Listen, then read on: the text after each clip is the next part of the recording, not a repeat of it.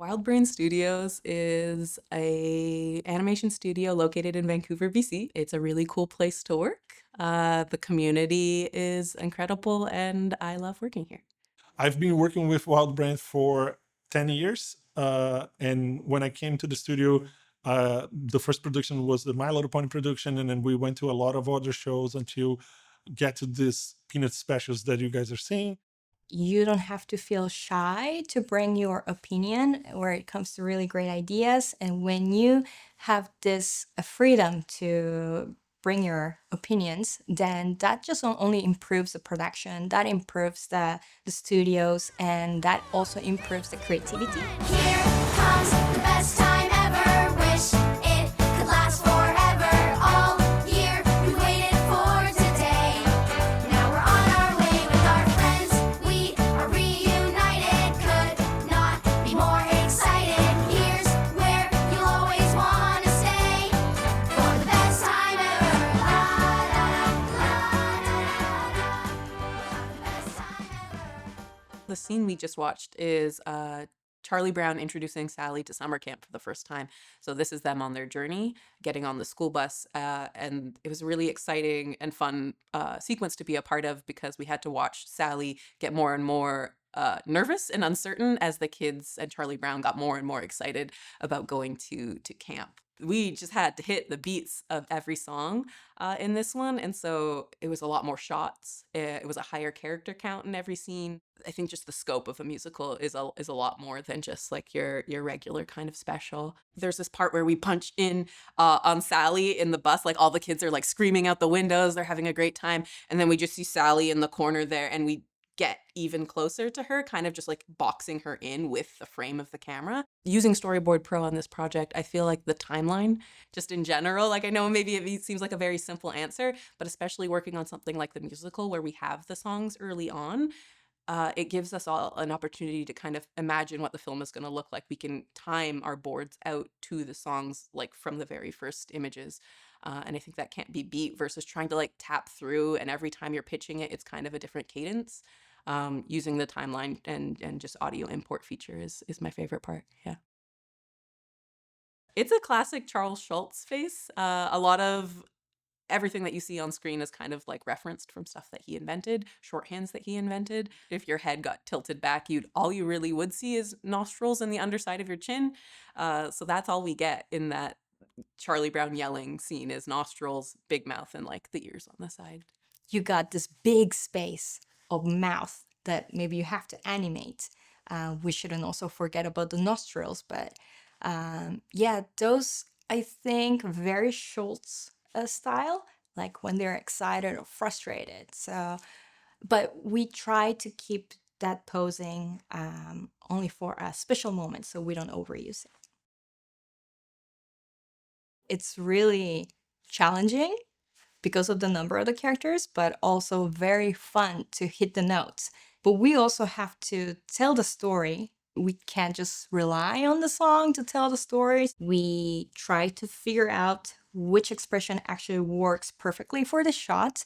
We use deformers mostly to adjust their expressions, and also the line thickness where it comes to the mouth lines. We have a lot of control in the line thickness, and also the pupils, like eyes tells a lot of emotions and stories. So in harmony, we have a lot of control using deformer points, which make us able to animate like hand drawing. And you can move it to click, click right, click, click left, up and down. And that subtlety really give us huge, like important nuance in subtle acting.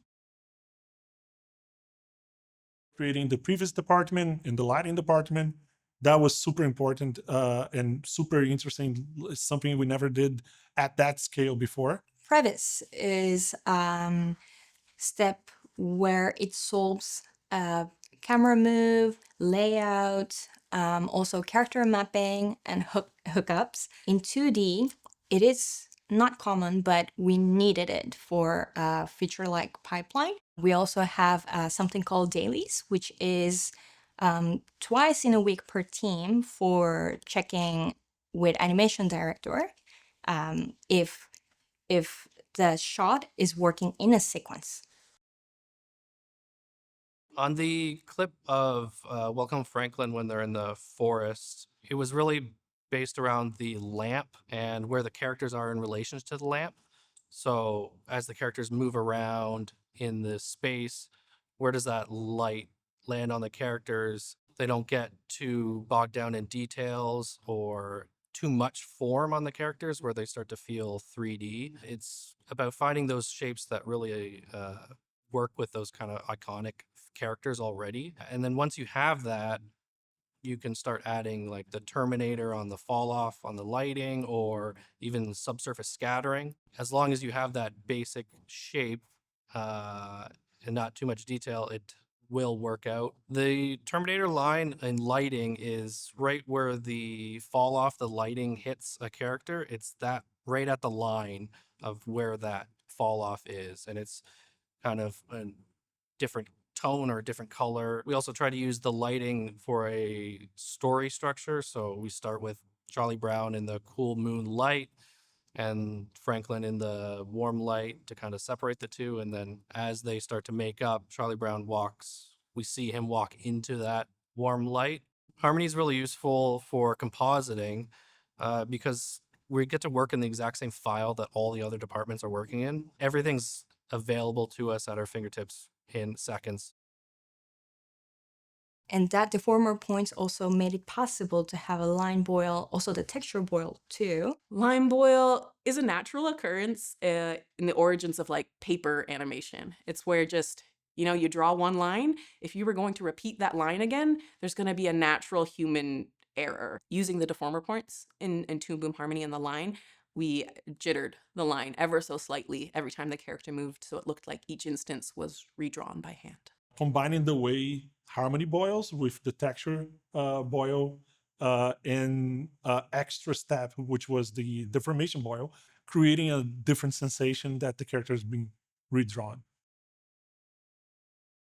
So on the scene for One of a Kind Marcy, when she's looking at the fishes and then she goes into the dream sequence, the compositing basically, in the beginning, the scenario is in her room and there is a lot of light coming from the window and there is the lighting bouncing on the floor and all of that.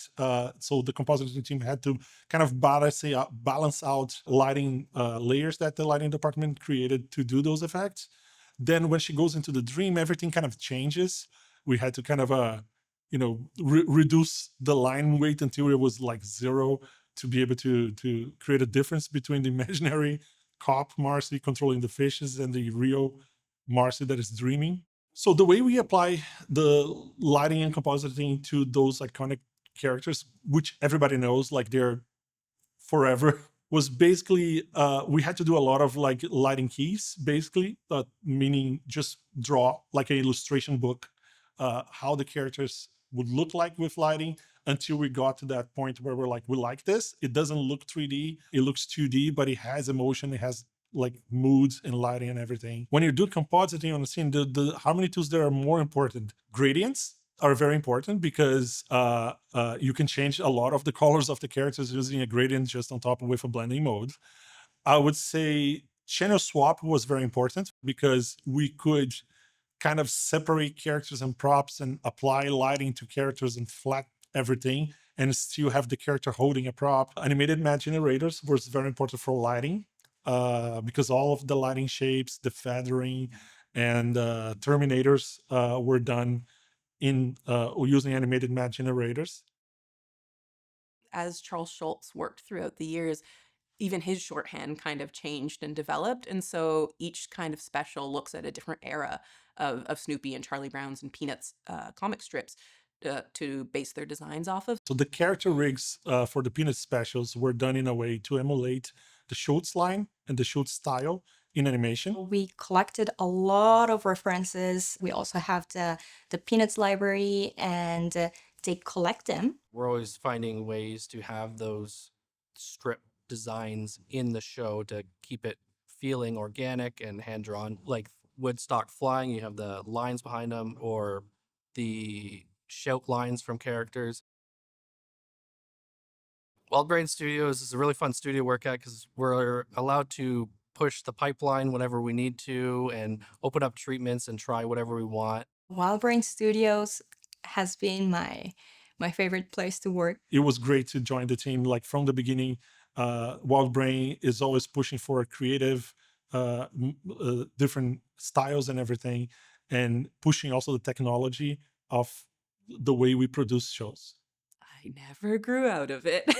I watched cartoons as a kid. I found out you could do it as a job, and I couldn't imagine doing anything else. I really like trying to create content for the next generation of kids to be inspired to feel things that the shows that I watched growing up made me feel.